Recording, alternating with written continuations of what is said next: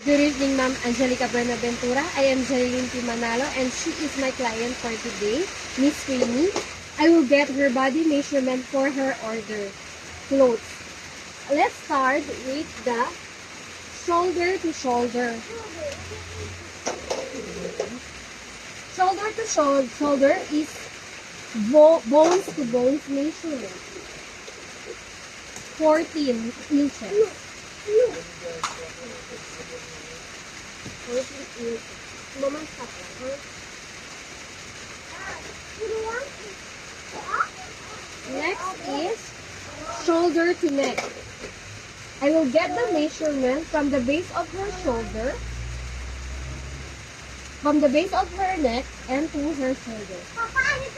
7.5 inches.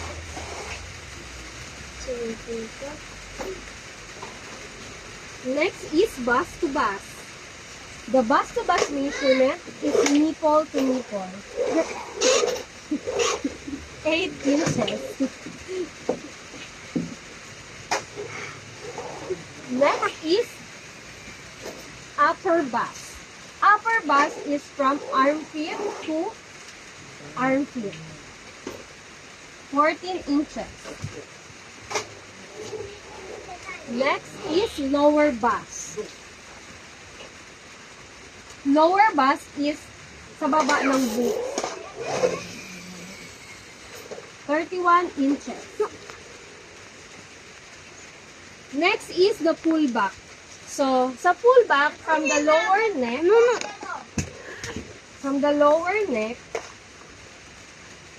to her waist. It's 15 inches.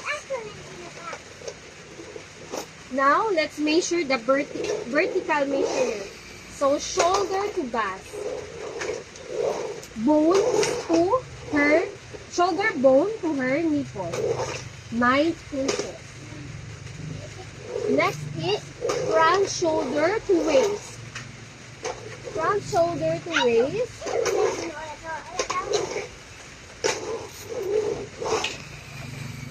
14 inches. Next is down center back. Center base. Okay, this length is from the lower neck and to where her desired length of her t-shirt. So according to her, he wants somewhere on her back. 19 inches. Next is sleeve length. The sleeve length is like this. Dapat nakabend konti ang arm ni client. So, from here, from the bone to the elbow, then to here. 20 inches.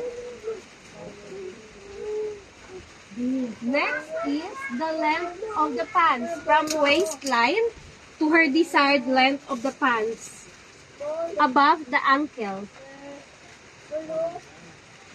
31.5 inches.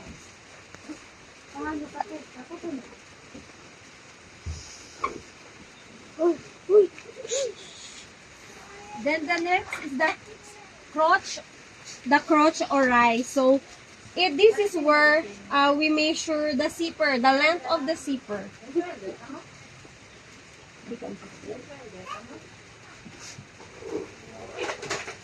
The length of the, so it's 7 inches.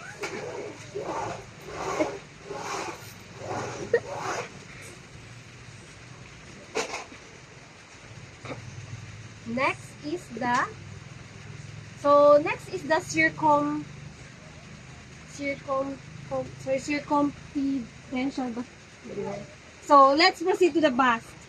So the bust is around her body, this one.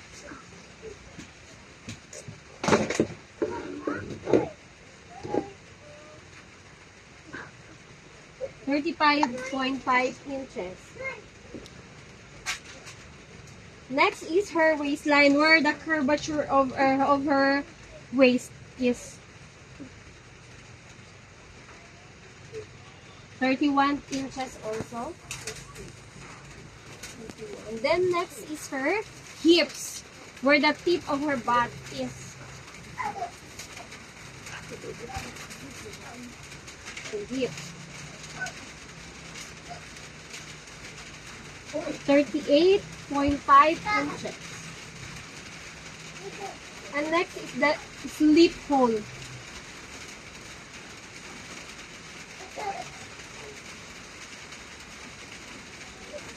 (18.5 inches). And the bicep.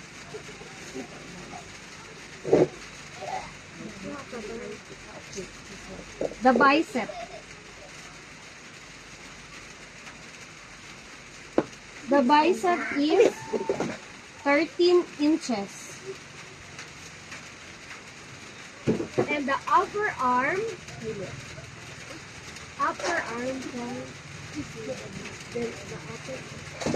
the next is the left hole.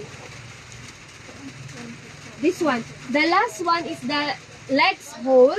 Either if she wants short, let's measure her legs. I mean, above the knee. Ay, below the knee. 15 inches. Or, above the ankle. 10 inches. So that's all for the body measurement of my client, Miss Queenie. Thank you for watching.